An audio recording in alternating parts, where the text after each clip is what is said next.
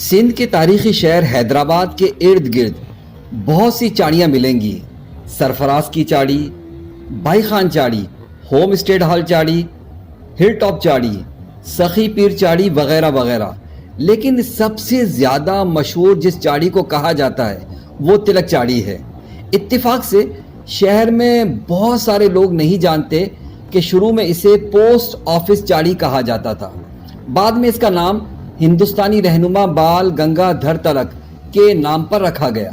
Mister تلک مہاراشٹر ہندوستان میں پیدا ہوئے۔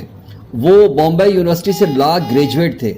وہ انڈین نیشنل کانگریس میں پارٹی سے وابستہ تھے اور 1908 میں کچھ سال قید کی سزا بھی بھگتی۔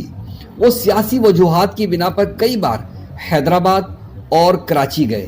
1920 میں جب مسٹر تلک نے حیدرآباد کا دورہ کیا تو لوگوں نے گرم جوشی سے مسٹر تلک کا استقبال کیا۔ اس موقع پر انہوں نے اس پوسٹ آفس چاڑی یعنی انکلائن میں ان سے خطاب کیا تھا۔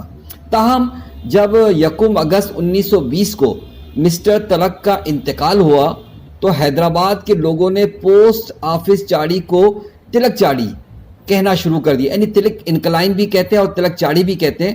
اب یہ اسی نام سے حیدرآباد میں مشہور بھی ہے۔